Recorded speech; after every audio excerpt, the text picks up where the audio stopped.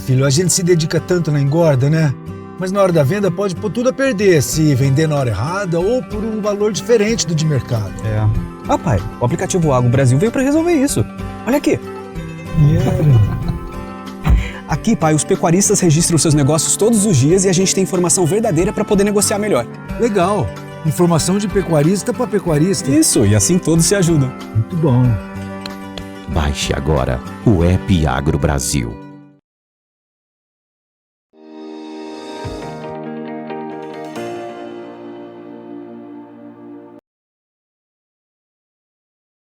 Muito bom dia a você que está conosco aqui pelo Notícias Agrícolas, nosso tradicional boletim do mercado do boi, analisando aí a formação dos preços da arroba. Mostra que a pressão ainda continua, no entanto tem algumas notícias que começam a trazer um certo cenário mais favorável aí para as cotações. E é sobre isso que a gente vai conversar agora com o Caio Junqueira, lá da Cross Investimentos.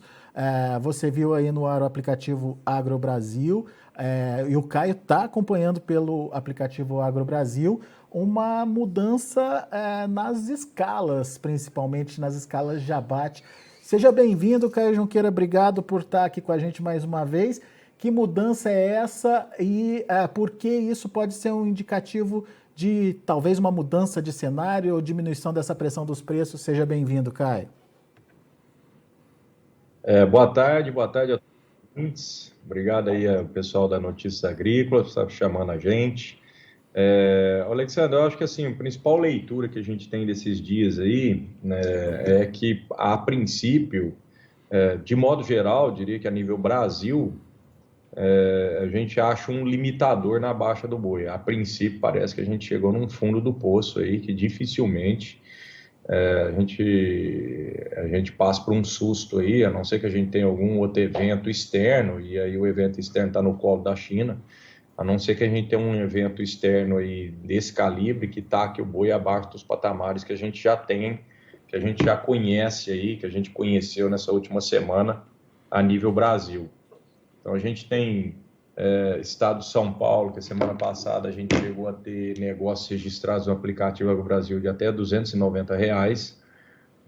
Então o boi comum ele chegou a esse vale de 290, 295, que é que a gente viu de quinta, sexta, segunda e terça-feira, quinta e sexta semana passada, segunda e terça-feira dessa semana, foi que o número de registros e de negociações que acontecem ali dentro do aplicativo diminuiu demais.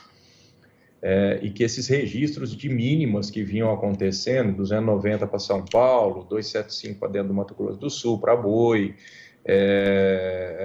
pararam de acontecer, e hoje a gente volta a ter registros ao redor de R$300 aí para dentro do estado de São Paulo. Então, a leitura que a gente tem é que parece que o boi achou um limitador para baixa, isso a nível nacional, a nível Brasil.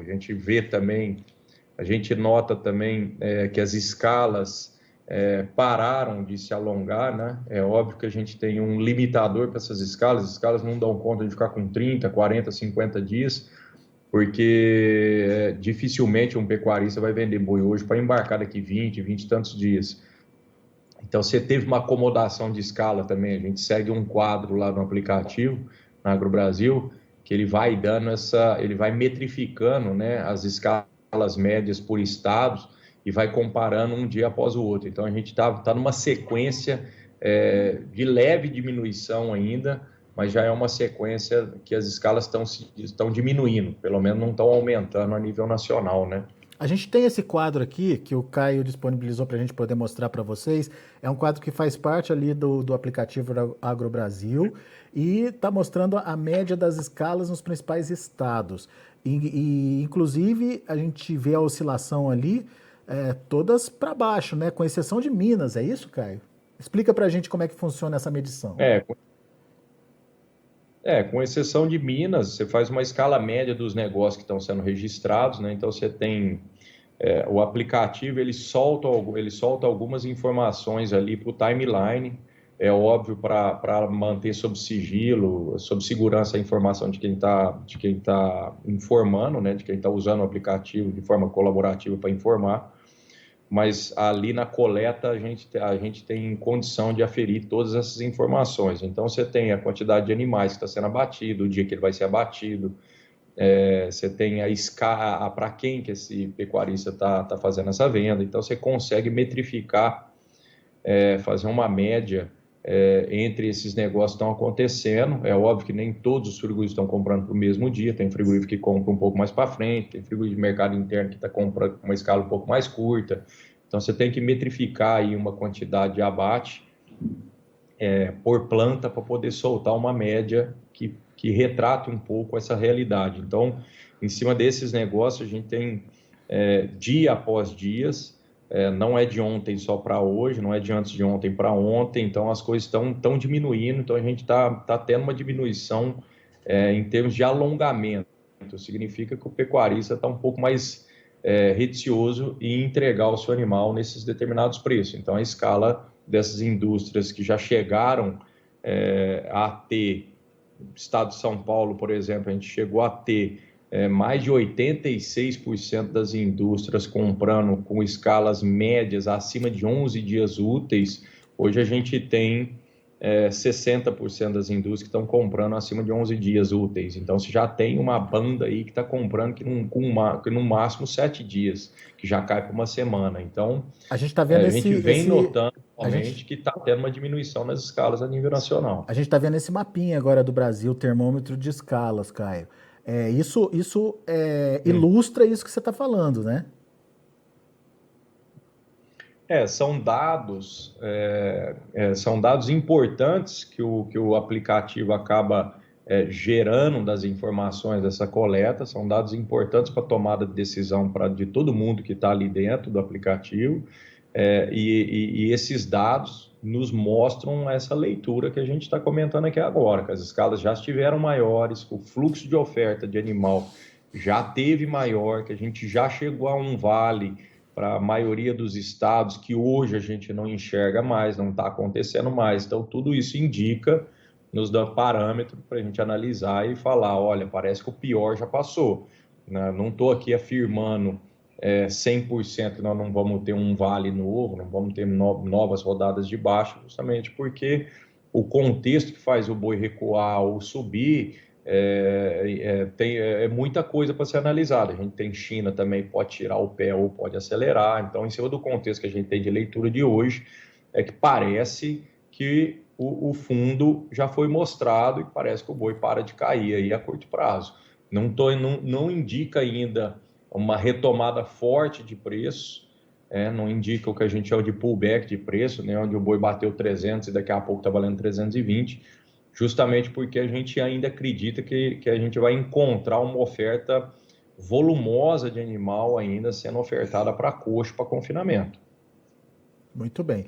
Só traduzindo um pouquinho do que representa cada cor aí nesse termômetro de escalas, Caio, o verdinho são escalas maiores que 11 dias, é isso? O verde indica escalas acima de 12 dias. 12 dias, certo. Tá? De 12 dias. Entre 1 e 5 dias são escalas em vermelho, que indicam escalas curtas, indicam possibilidade de retomada forte de preço, e escalas mais curtas. As escalas que a gente chama que estão em amarela são as escalas que ficam entre 6 dias e 10 dias. São escalas confortáveis que indicam manutenção de preço. As escalas, quando ultrapassam 11 dias, aí, que elas começam a ficar verde, elas dão uma noção muito clara que a indústria pode tentar, de alguma forma, efetivar um recuo. É isso que a gente está chamando a atenção. As escalas de modo verde, na composição do mapa verde, já foram, em grande maioria, acima de 80% em cima dos seus estados. E hoje isso aí vem diminuindo. A gente já tem alguns estados que estão, na sua maioria, mostrando escalas aí com, no máximo, uma semana. Então, indica realmente que parece que o pior já passou. Muito bem. Então, esses são indicativos, pode voltar para o Caio, Matheus, por favor, são indicativos de que essa pressão tende a diminuir a partir de agora. Agora, você não descarta o aparecimento de oferta, ok, mas a gente vai ter demanda para essa oferta, Caio? Então, é a curva da demanda com a oferta com a demanda que vai fazer o preço subir, estabilizar ou cair. De agora para frente, dessa semana, mais o adentrar da próxima semana, então nós temos a sazonalidade do bom consumo dentro do nosso mercado interno. Então, isso aí vai dar respaldo também para a indústria pequena, que já vem trabalhando com uma escala um pouco menor ou bem menor do que a indústria exportadora. Você dá um respaldo a mais para ela, que se por um obséquio ela quiser pagar um boi um pouco mais caro, ela já começa a apostar num boi um pouco mais caro. Então, hoje mesmo já tivemos registro de indústria do mercado interno comprando um boi de R$305, o que a gente via ao longo da semana passada, que ela ficava reticente em comprar esse animal. Ela estava indo um animal no máximo de 300, tentando comprar um animal abaixo dos R$300. Então, o que a gente vê hoje é que a indústria do mercado interno ela tem um pouco mais já de coragem de pagar R$5 a mais na arroba, por exemplo, porque ela já tem uma noção que o atacado melhora, o mercado interno melhora dessa semana até a outra semana, justamente com o aquecimento de entrada de salário, né? Mas você acha que uma recuperação do preço da carne no atacado pode chegar no boi ou nesse momento ainda não? Chega no boi, sem dúvida nenhuma chega no boi. O atacado do aplicativo AgroBrasil, a coleta de ontem, a de hoje não saiu ainda. Nós tivemos uma coleta de ontem onde o atacado mostrava para nós R$18,70, você dá um arroba ao redor de R$280, provavelmente a gente tem um ganho nesse atacado, na carcaça casada para dentro do estado de São Paulo para macho, que deve encostar perto de R$19,50, R$19,70. Então, você tem realmente um gatilho a mais agora, nessas próximas 2 semanas, que vão dar coragem para a indústria do mercado interno pagar um pouco a mais, né? Se por um obséquio ela ficar sem a oferta, né? Agora, vamos pensar na demanda externa. Como é que você está vendo essa demanda, essa questão da China? O que você tem sentido? Tem demanda, não tem demanda? Tem lockdown? O lockdown está afetando? Enfim, frigoríficos suspensos aí de exportar para a China. Isso está, de alguma forma, mudando essa rotina da demanda externa, Caio? Tem mudado, sim, Alexandre. Tanto é que a gente viu uma arroba sair aí das máximas aí de R$360, isso nós estamos falando há 40, 50 dias atrás, e hoje nós estamos vendo falar de uma máxima, nós estamos citando uma máxima aqui para dentro do estado de São Paulo, para boi China, entre 310 e 315. Então, você tem realmente um reflexo de esfriamento, e esse reflexo de esfriamento não está só em cima da oferta, nós não tivemos só um aumento de oferta em cima da sazonalidade da safra, que é maio. A gente também teve um esfriamento nessa demanda do mercado externo.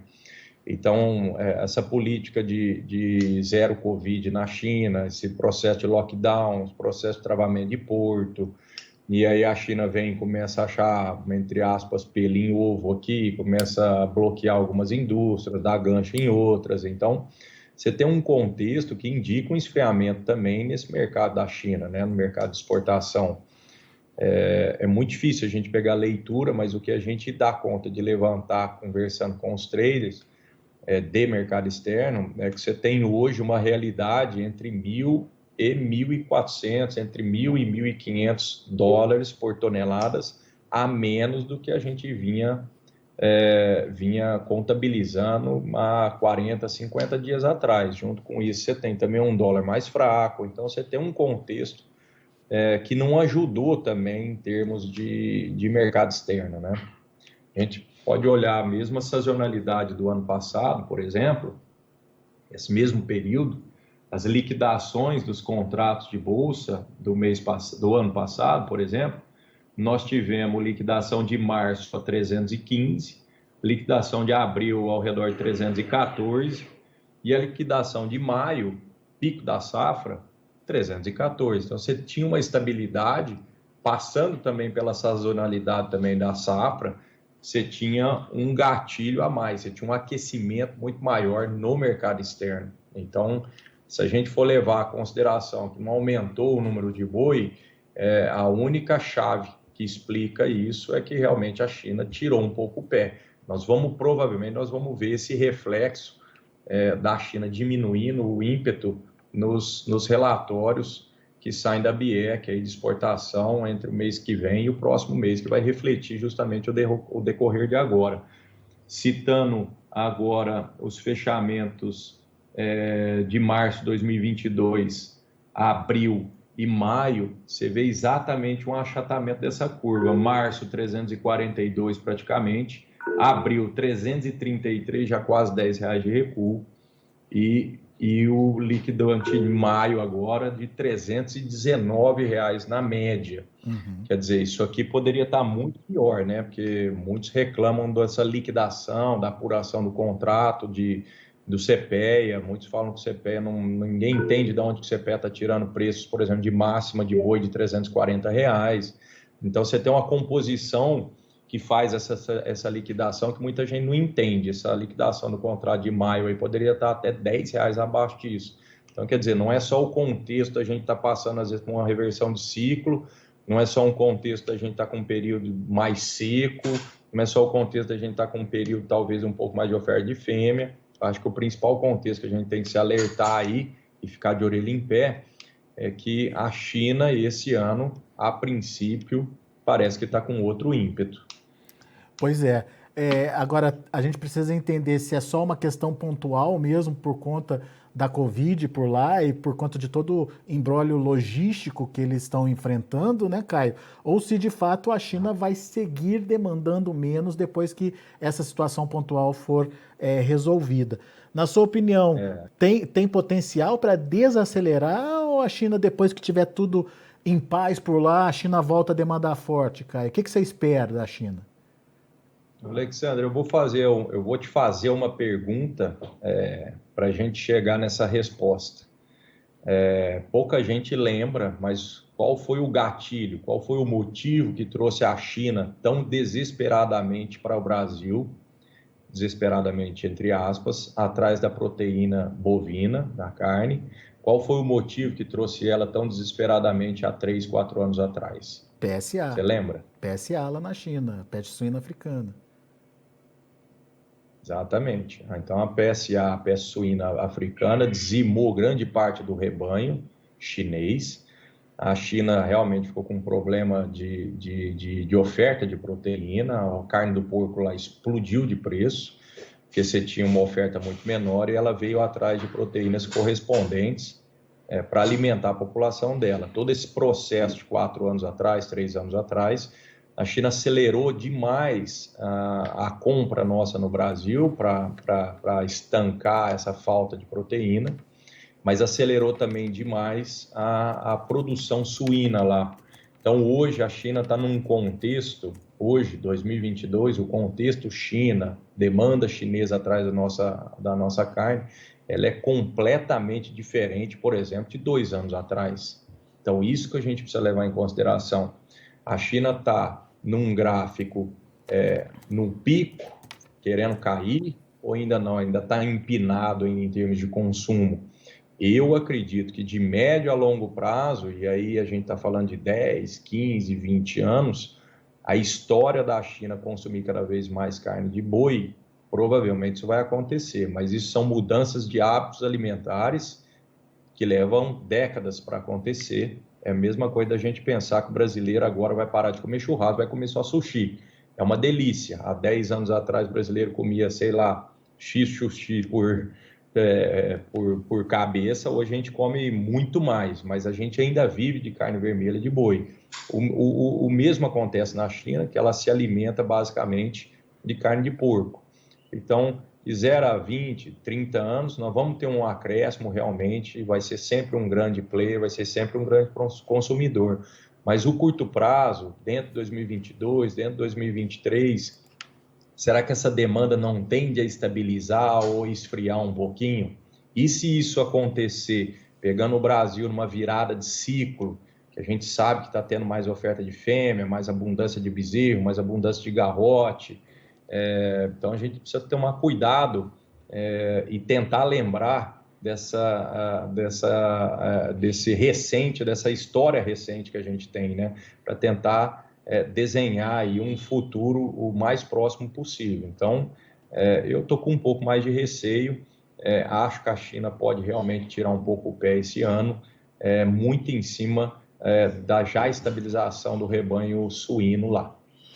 Tem uma pergunta até bastante pertinente do Eber Siqueira. O Eber está acompanhando a gente pelo YouTube. Aliás, aproveito para convidar você que está no YouTube para dar um joinha lá, fazer a inscrição aí no canal oficial do Notícias Agrícolas para ajudar a gente a divulgar as informações como a gente está fazendo agora. O Eber Siqueira pergunta o seguinte, Caio. Por que falam tanto em boi China se eles compram apenas 8% do gado abatido no Brasil? É 8%? Acho que é um pouco mais que isso, né, Caio? Olha, eu não sei eu não sei te falar, né, a porcentagem, eu sei te falar quanto que a gente exporta. A gente exporta ao redor de 30%. Em alguns casos, há 2 anos atrás, a gente chegou a ter 40%, 44% de exportação. E desse share que a gente exporta, a China e Hong Kong representa mais de 60% do que a gente exporta. Não sei te falar em números exatos de cabeça se é realmente só 8% ou não, mas eu sei que é um volume muito representativo que faz uma composição de preço, mexe na composição do preço da arroba, principalmente nos estados onde existe uma concentração maior de indústrias habilitadas para a China, que é o caso do estado de São Paulo.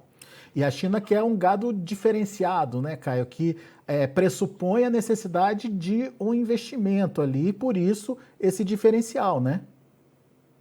A China, na verdade, quando ela coloca essas características dos animais, por idade, ela automaticamente coloca, entre aspas, um peso na qualidade e automaticamente ela coloca um peso a mais na qualidade sanitária daquela carne, daquele animal que está sendo abatido. Se ela abre o leque, não, agora nós vamos comprar boi de qualquer idade, você começa a ter problema de mandar animal mais velho, e aí você começa a ter aquele problema que a gente, o Brasil, bem conhece, aquela falsa vaca louca. Então você passa, quando você coloca alguns critérios, e um deles é a idade, o principal deles é a idade, você descarta muita coisa que possa vir a causar problema lá para o país que está importando, né? Então, eu acho que é uma jogada de mestre a China fazer isso, né?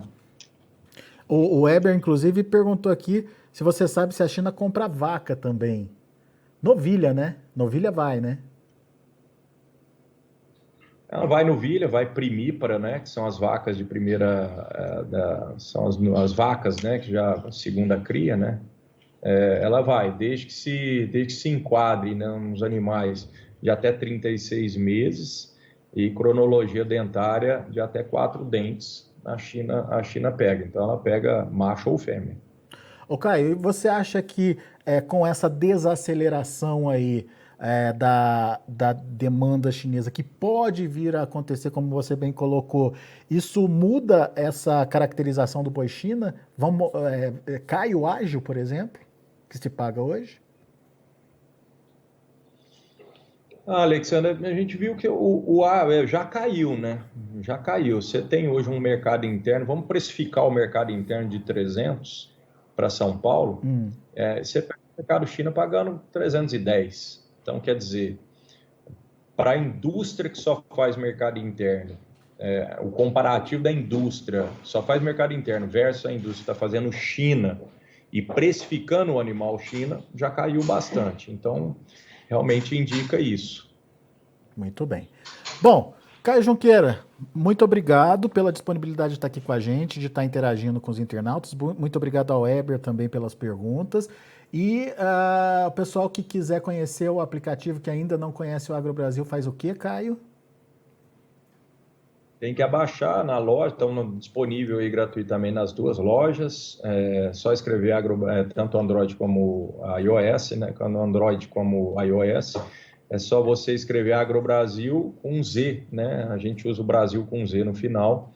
já vai aparecer lá o ícone, justamente um ícone das duas mãos se dando, um ícone azul, que significa aí uma união da classe, uma união dos pecuaristas em termos de fomentar um ambiente aí com mais informação. Então, só baixar e começar a usar ele de forma realmente pensando nessa economia colaborativa, né? Tentar registrar todos os negócios que você está fazendo, que o pecuarista está fazendo, em termos de compra de novilha, venda de boi gordo, venda de novilha, venda de vaca, compra de bezerro, até compra de insumos.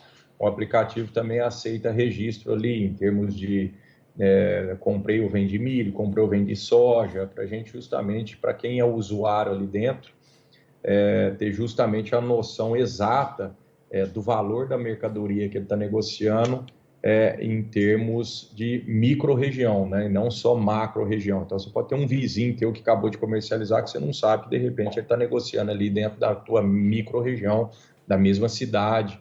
Então, dar um pouco de força, né? Contrabalancear a formação de preço que há pouco tempo atrás só a indústria fazia. Então, agora a gente está dando essa voz aí para o pecuarista registrar os seus negócios e, dessa forma, também contribuir para a formação de preço regional e nacional, né? Boa, Caio. Meu amigo, obrigado mais uma vez pela participação. Volte sempre. Abraço, Caio. Obrigado a todos. De bons negócios. Valeu. Tá aí Caio Junqueira, Cross Investimentos, aqui com a gente no Notícias Agrícolas, trazendo, portanto, informações importantes e essa sinalização de que a gente está chegando aí no fundo do poço, ou na pressão aí, no fim da pressão sobre a cotação da arroba. Ele citou dois fatores que, obviamente, podem ainda modificar, mas que já dão sinais de que o limite está bem próximo aí na pressão dos frigoríficos, que são as escalas, que apesar de longas, pararam de crescer, isso é muito importante, e as mínimas, que na semana passada eram praticadas abaixo aí dos R$290, parece que agora já tem aí uma condição melhor de negociação dos preços mínimos, bem próximo aí dos R$300 por arroba. Então, duas indicações, ainda não consolida uma mudança de tendência, nenhuma um viés positivo para os preços, não é nada disso, mas já é uma sinalização de que tem coisa mudando aí e que, portanto, a gente precisa ficar atento. Vamos aos números, vamos ver como estão os negócios lá na B3. Mercado Futuro, você acompanha comigo junho, R$311, queda de 0,37%. O julho, R$318,15, caindo 0,27%. O agosto, R$320,70, queda de 0,2%. Novembro, R$328, estável em relação ao fechamento de ontem, sem negociação, na verdade, ao longo do dia. O indicador CPEA ontem fechou a R$321,40, com alta de 0,31%. Muito bem, são os números de hoje do Mercado do Boi. A gente fica por aqui, agradeço muito a sua atenção e a sua audiência. Notícias Agrícolas, 25 anos ao lado do produtor rural.